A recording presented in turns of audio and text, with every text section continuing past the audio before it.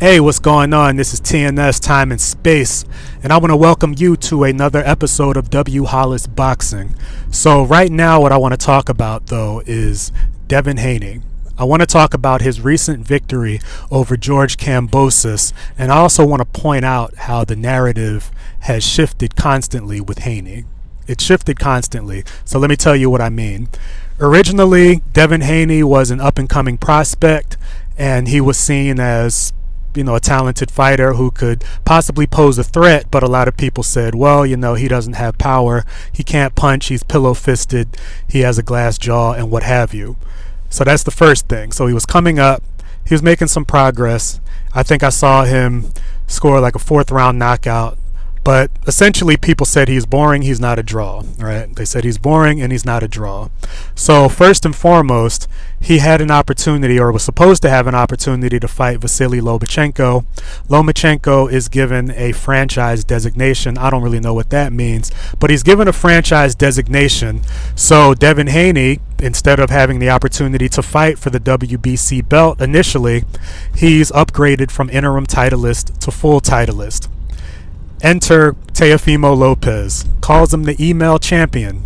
Great marketing, by the way. The name stuck. For Haney, for worse, but for everybody's amusement, everybody called Devin Haney the email champion through no fault of his own. Now, mind you, everybody is using that at the time as an excuse to not fight Devin Haney. So Ryan Garcia has an opportunity to fight Devin Haney, passes on that, chooses to fight an eliminator just to have an opportunity that's already there sitting in front of him. Ryan Garcia obviously, admittedly, was the bigger draw at that time, so fine.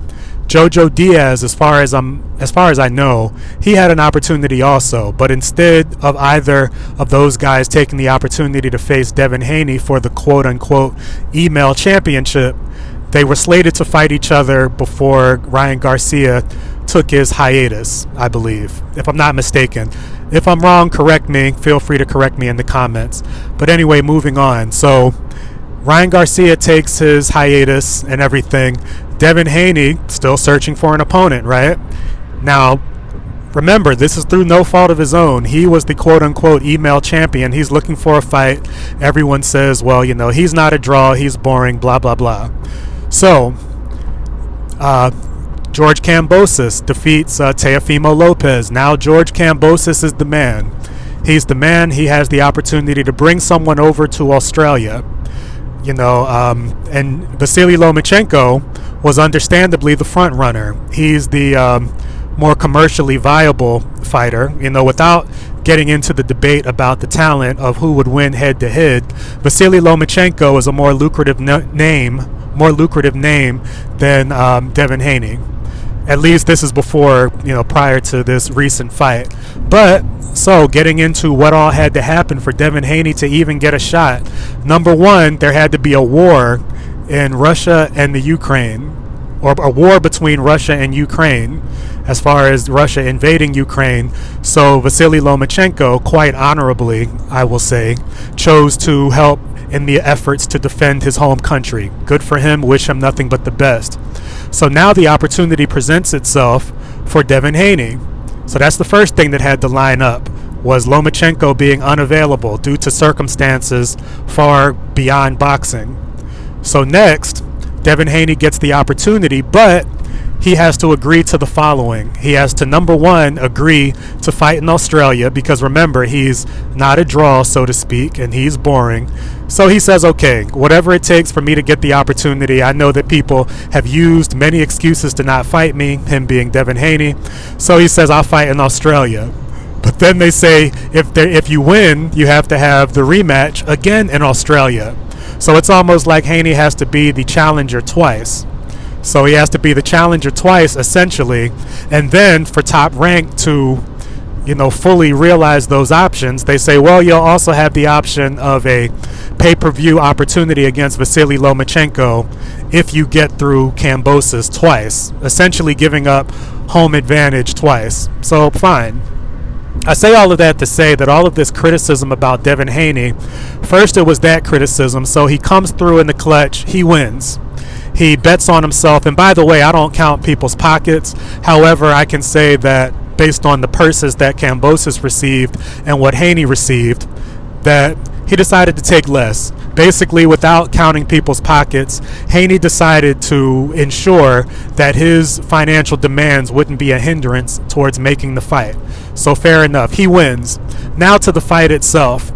People will say that it was boring, but in the meantime, you have to keep in mind, everyone said that Devin Haney has a glass chin. They said he has a glass chin, so therefore Kambosos, the Spartan warrior, Mr. 301, as soon as he touched Haney, Haney was supposed to crumble. And then they said, well, he's pillow-fisted, so even if he's quick, you should be able to walk through those jabs, right? And then people complained and said, oh, well, Haney didn't ever try to score a stoppage. That's really not his game.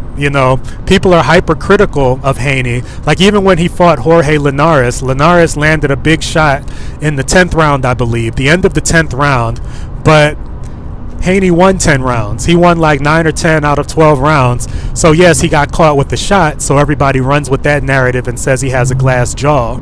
So what I will say about that, though, if you know that you have a glass jaw, not saying that Haney does, but if that's the concern, then naturally you are going to play to your strengths. Haney has a great jab. He has good defense. He's able to utilize ring generalship. And that's what he did against George Kambosos, and Kambosos knew that going in. So the question should be, why wasn't Kambosos able to land a big shot like Linares did? That should be the criticism. If you say the fight was boring, Devin Haney threw more punches than Kambosos, and he landed more punches. Yes, he did utilize, clinching. He did utilize that. However, you're trying to win a fight, especially on your opponent's home turf. They gave Kambosos 4 rounds. I didn't think you won more than 3. So if you know that, you have to win in a dominant fashion. Honestly, any exchanges, if they were close exchanges, if Haney had, barely gotten the better of those exchanges, those rounds probably would have gone to Kambosos.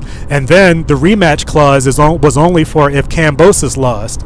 It's not like Haney was guaranteed a rematch. So when you look at it from that perspective, then yes, you would box a smart fight. Maybe it wasn't the most entertaining. However, it takes 2 to tango. You know that Devin Haney isn't going to initiate a dogfight, nor should he. If you're boxing and banking rounds, even if the crowd may feel it's not entertaining, it's on the Spartan warrior to make adjustments. When Kambosos got to be down like 3 rounds, 4 rounds, you got to force the issue. And he actually had some success going to the body, but for some reason, Kambosos was headhunting all night. And there were some times where he missed by a mile. I mean, he really missed shots bad. And you can argue that Haney could have, countered. He maybe could have countered, and maybe in a rematch, maybe he would feel more comfortable doing that. He could have countered, but at the same time, he was still banking rounds. And so I don't understand all of the criticism. And people are saying, well, Haney is going to be exposed. Kambosos was supposed to expose him. That was supposed to be the exposing. So we'll see what happens with Devin Haney. I can say that I was impressed by his performance. It was a clutch performance. A lot was stacked against him, and he still came through.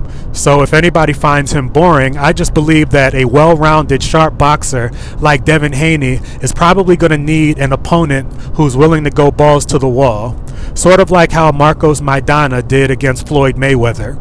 Maidana was completely balls to the wall. He went after it.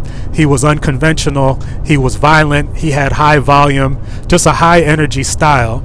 I believe that sort of fighter against Devin Haney, who's going to force him out of his comfort zone, that's going to be the guy who, even if he doesn't beat Devin Haney, he would probably force Haney to get in his bag, so to speak. He would force him to show all of his skill set, or expose whether or not that skill set is there. But anyway, I just wanted to talk about that. Congratulations again to Devin Haney. I'm looking forward to seeing what he does next. Honestly, if I was Kambosos, I don't know if I would go into an immediate rematch unless he has a mindset that he's truly going to be Mr. 301 Spartan warrior and going to go balls to the wall and go to the body and stop headhunting so much. I'm a fan of boxing myself, so before any allegiance to an individual fighter, I mean, there are fighters that I root for and fighters that I like, but ultimately I'm a fan of boxing. I'm a fan of boxing in general, and I just want to continue to see the best fight the best and then offer commentary on that. But anyway, this has been TNS Time and Space. This has been another episode of W Hollis Boxing. Y'all take it easy.